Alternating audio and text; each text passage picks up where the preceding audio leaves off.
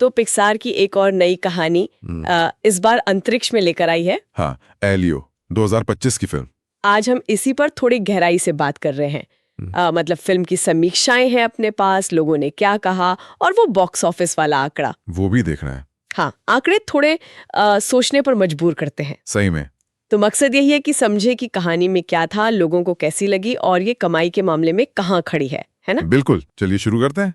तो कहानी का हीरो एलियो सोलिस 11 साल का बच्चा है, अपनी एयरफोर्स मेजर आंटी ओल्गा के साथ रहता है। हाँ, और थोड़ी कल्पनाओं में खोया रहता है, अकेला सा।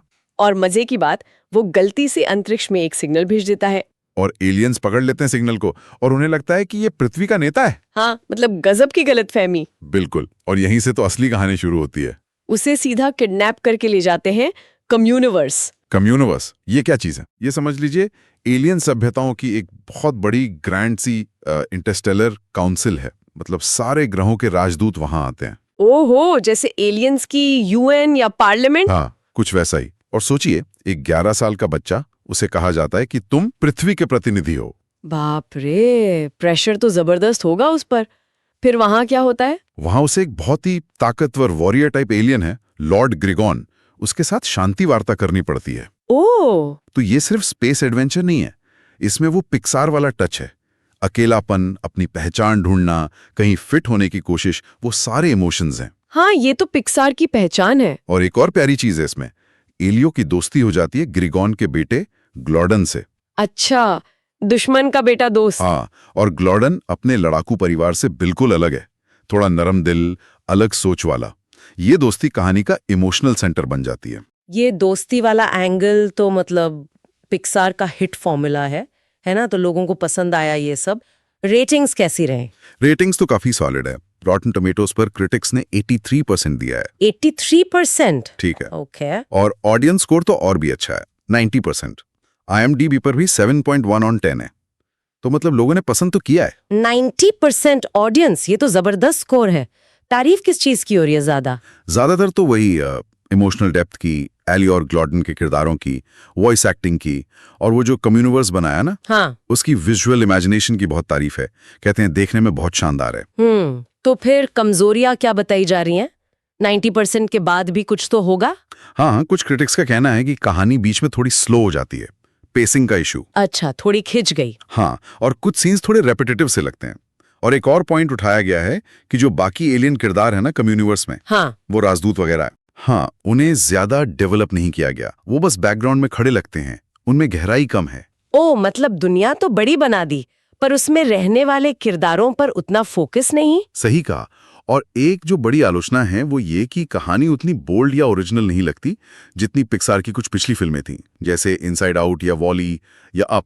अच्छा, ऐसा लगता है जैसे पिक्सार ने इस बार थोड़ा सेफ खेला है। कहानी अच्छी है, इमोशनल है, पर वो वाव फैक्टर शायद थोड़ा कम है।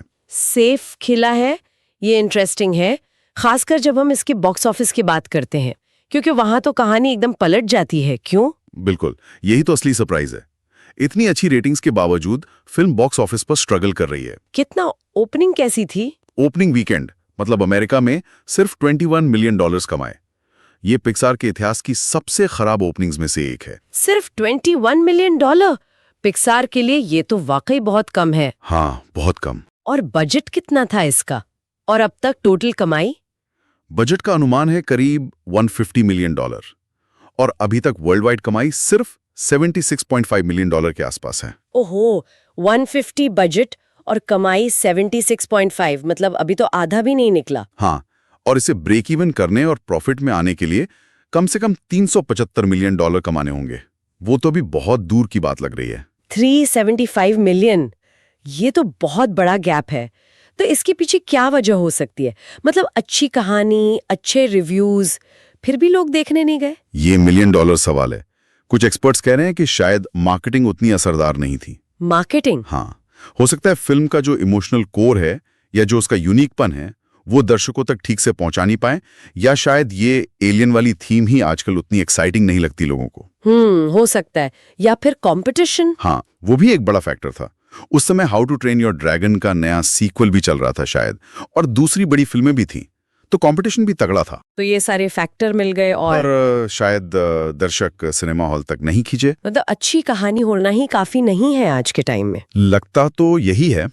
तो अगर हम समराइज करें तो एलियो एक दिल छूने वाली, दिखने में खूबसूरत स्पेस फिल्म है। अपनेपन की तलाश का अच्छा मैसेज है इसमें। हाँ, क्रिटिक्स और जो शुरुआती ऑडियंस है उन्होंने पसंद भी किया, लेकिन ये पसंद टिकट खिड़की पर भीड़ में तब्दील नहीं हो पाई।